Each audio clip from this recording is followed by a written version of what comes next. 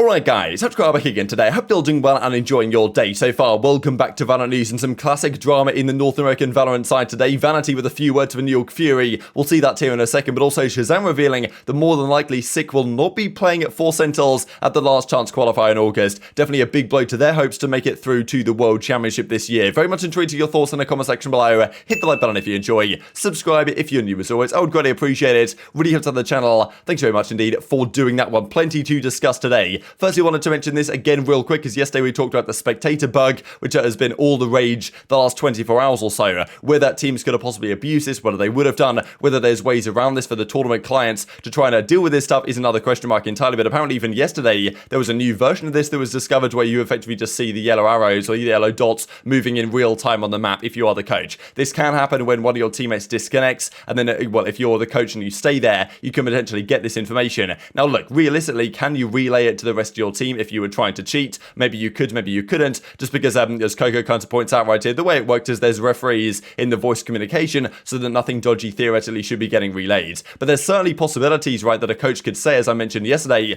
like, I mean, look, if the coach was getting all this information about what the team is doing, like what the rotations are looking like, for example, like, okay, let's say we send one C, like, do they rotate one player through CT, or like, what do they do exactly? And potentially the coach could relay that information and the referee might not be any the wiser. But this is the thing, a lot of coaches have confirmed they've encountered this bug multiple times since the beginning of the year on both the live client and the tournament client. The bug has occurred in official matches, including VRL matches in Europe as well, so that of course is a rather big deal. One coach recounted that the bug appeared in February during a VRL Polaris match, and they immediately exited the game and did not return to coach his players. They also notified the league administrators at the time of the incident, kind of well reminiscent of the CSGO situation. Another source says the bug popped up last week of VRL France competition. The admins were also informed. Both times I said I was encountering a bug that was causing me to see points on the map. However, they were not constant. It was only when we made contact with the enemy that, like, the last seen position. Both times were followed by an instant technical timeout where I restarted. So, like, they can get around this, but of course, look, some coaches' integrity might not be as great as the coaches he was talking to right here. So yes, technically, there should be a referee in the voice channels such that coaches shouldn't be able to kind of submit this information. But as we said yesterday, with no replay client, how can we even catch these guys if they were deciding to do it? So a big question for Riot and the VCT to solve going forwards, but hopefully this can kind of filter out rather than becoming a massive deal as it did in Counter-Strike. Let's talk about TenZ real quick. After a difficult couple of stages for them, after winning, of course, champions last year, SicK is gone from the team. He's going to get moved to the bench. Of course, they've moved on a lot of players the last few months, right? They're going to try and bring a new player in to, well, make their run work through the last chance qualifying, potentially to champions to defend their title as well. But yeah, SicK is gone. As he describes here, at the end of my journey with Ascent, it's not related to my mental. Very good spot right now. I don't see it changing in the near future. We'll write a quick twit longer later. He kind of goes into some detail. But basically says, like, look, he had a bit of a mental health issue a few months ago, and he's got over that now. He's feeling great, which is great news. But he says, like, I'm not got benched because of that. I was never really the full IGL for the team anyway, and we just had effectively different visions, no bad blood, which I think is a kind of a similar thing of what they said in previous roster changes as well. So interesting stuff. But SicK is gone from Ascend. We'll see the replacement, I'm sure, in the coming days as well. Let's talk about, well, the Latin American Brazilian region, because the final team yesterday was confirmed through to Masters Copenhagen. It was either Ninjas in Pajamas from Brazil or Crew Esports from Latin America, of course, and Crew won the series in the end, a pretty dominant 3-0. There were, well, a couple of close maps here or there. Game 1 on the Breeze was 13-8,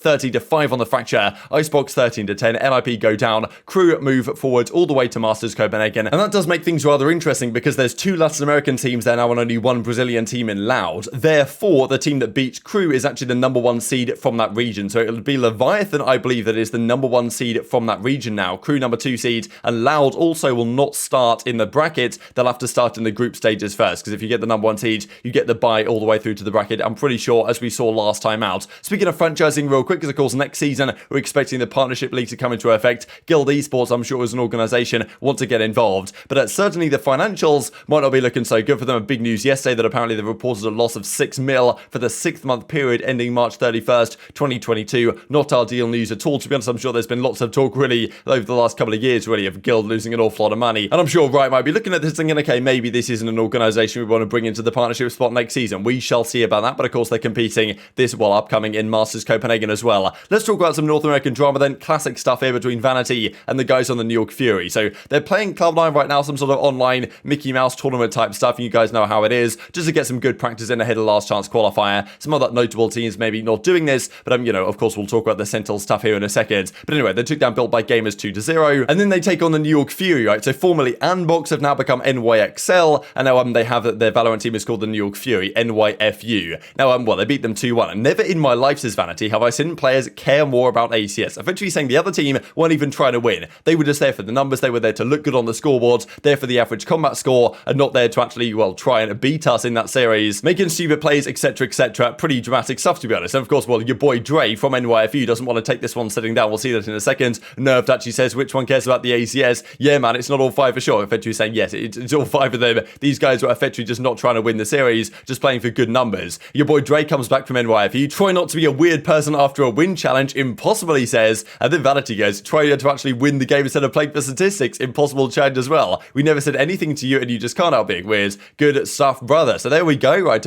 Honestly, vintage work really from the boys here in North America. It's a pretty much not necessarily an irrelevant online match, but not a particularly important one. Vanity says a few words about the other team playing for statistics. Then your boy Dre seems, kind of maybe insulted about that, right? And comes back and says that Vanity's been straight up weird for this. So, bit of a strange situation. Not really sure who's right on this issue. I don't really get to see much of the gameplay of this series. We can look at the stats though, just to kind of see what that exactly looks like. This was the series. This is all over at VLR.gg, by the way, guys. I know a lot of you guys ask what website this type of stuff is on. VLR.gg has pretty much all the stuff you're going to need on this. Now, well, Cloud9 won the series 2-1 at the end. Split went the way of Cloud9 13-6. Look at the overall stats. I thought it was kind of interesting because Vanity goes pretty much like 26 kills over 3 maps. Not exactly great, but I'm sure he was feeling that a lot of the deaths he was having were like, okay, this guy wasn't even trying to win. Like, he was just there trying to get kills across the map, not even trying to defuse the bomb or whatever the case might happen to be. 13-6 here on the split. 13-11 back on Fracture actually on the other side. Good map here from ShotUp. And then final map here, 13-7 on the Icebox. But I mean, yeah, certainly interesting. I mean, ShotUp, of course, was kind of the key potentially player of note here, just because statistically on the Reyna, for some reason, he looked rather good, got a lot of kills. But if we look at the cast, for example, just something out of interest here, the fact that his cast is kill, assist, survived, or traded percentage, despite having 60 kills, is not actually that high. I mean, yeah, you can certainly maybe look at some of the numbers here and try and read into it, but it's always kind of difficult to say. Interested to hear your thoughts on that one for sure in the comment section. This is what they were competing in, by the way, the Male Premiership Season 3. So these kind of the groups, Cloud9 3-0 right now, version 1 are here as well. Of course, other teams of notes competing here as well. But well, one team not here right now is, of course, the Sentinels, guys. Difficult time for Sentinels right now. They did, of course, qualify for the last chance qualifier in remarkable fashion when Ghost getting bombed out to the playoffs. But yeah, despite making it through to the LCQ, their team at the LCQ might not be their full lineup they want to be going with. Of course, look, we heard the news that SicK was, we thought, coming back into the starting team. ShahZaM says when they qualified, there is hope. They can still make champions. They can still win the LCQ. However, unlikely that might potentially be with their team. But of course, they're doing a boot camp as well. Now, we saw this from SicK a couple of days ago. I've been struggling with my mental health over the past month or so, but I'm feeling much better now. Thanks to everyone for the support. Hopefully return to competitive play soon. So, like, family issues, mental health difficulties, it seemed like SicK has kind of got over it and was feeling much better, which is, of course, great news. And, well, as he says, he'll hopefully return to competitive soon. The day after this, he was streaming, looking good, feeling like, okay, I'm back in business, can't wait for the LCQ, this type of stuff. And now just a few days later, seems to be a very different story, right? He's kind of been, again, like, kind of AWOL on social media the last few days, so hopefully everything's okay with him. But ShahZaM has just mentioned on stream that SicK will actually not be returning for the LCQ, even though it's about a month or so away, a month or even more at this point away right now. But like, yeah, SicK will not be returning, and therefore Sentinels will not have SicK in their team, apparently.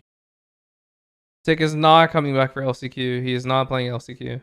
So this is really difficult stuff for the Sentinels, guys. No doubt SicK, one of their best players, like if not like pretty much their best, up there with TenZ at least, when the team is on form. And I mean, yeah, if they're not going to have him, what are they actually going to do, right? Because if SicK can't return to the team, like yeah, I really feel like it's going to be pretty much impossible for Sentinels to cause any damage at the LCQ, despite the fact they are going through the boot camp. Then again, you've got to think, okay, maybe SicK over the past week or so, like yeah, something's come up, he's feeling worse again. That'd be really difficult. But at the same time, there is still quite a long time to the last chance qualifier, right? We don't actually have a proper date, I'm pretty sure, as of yet for North America released, but it's rumored to be in August, right, which is a month or so away. Theoretically, SicK in a couple of weeks' time could feel better and could get ready to go again, so not really sure what Sentinels' plan is going to be outside of that, though, right, because you've got to think, okay, they tried out Raucus in the team, their coach stepping in, of course, formerly a player last year on FaZe, for example, but still, that wasn't particularly successful, so you do have to think, is there other options, right, because if they know, for sure, as ShahZaM seems to know, that SicK will not be there in time for the LCQ again, and if that is the case, then they do have a month or so to prepare with a new player player if they wanted. They could sign a new player. They could say, Zoms, you're coming back. They could say, Sinatraa, you're coming in. Like, I mean, yeah, there's options out there, right, that they could decide to do if they believe that SicK won't be returning. So, really difficult stuff for Sentinels to deal with this, but at the end of the day, if SicK isn't going to return, they've got to kind of make a call, Sentinels, right? And either say, okay, look, if we're confident he's not going to be there, what is the best thing we can do? Can we sign another player? Other teams are making changes ahead of their LCQs. Like, Sentinels could do exactly that. Like, do they really just want to have their coach sub in again? Like, surely there might be some better options out there on the market. So definitely tweet your thoughts on that one in the comment section below. But yeah, more bad news for Sentinels, just as things we're kind of looking up with the bootcamp coming into play and everything going again. It seems like SicK might not be returning after all the kind of the positivity we saw a week or so ago. Wanted to mention this then as we close out the video from Willminder. Some crazy stats here actually. Top 10 players in first blood success on attack and defense. You'll see rather interesting here some of the agents in play. Pretty much across the board, it's Chamber, then Neon, then Raze actually mentioned here as well. Of course, to some degree, this is biased by the fact that the players that are taking the first blood engagements are often going to be the one running these agents in the first place. But I mean, still, it is interesting to note that Dicey, yay. Honestly, the highest in the league is 61% from Dicey, which is honestly incredible numbers on the attack side. Like, even like, a top 10 rating is like 46% of first bloods of your engagements on the attacking side, which makes sense, right? Because defense, they can set up better. That's kind of just how these type of first-person shooters work. But on defense, look how high these numbers are. Ye wins 80% of his first blood engagements. Put him in 82 engagements for a first blood. He's going to win it 65 out of those 82 times. That is absurd numbers. No one else is even close to Ye on this, right? Tex is further behind. B-Dog is there or thereabouts. Dicey, again, similar numbers to before, so he's been killing it as well. But you can very clearly see that, yeah, Chamber is very nicely represented across the board here. Of course, this is in the North American side, but very much intrigued to your thoughts on all this stuff in the comment section below. Hope you guys enjoyed the video. If you did enjoy it, hit on a like button, tell us YouTube God, this is a good video, that is like you should see it as well, and I've grown the competitive Valorant community. Thank you for watching as always, take care of yourselves, and I'll see you next time.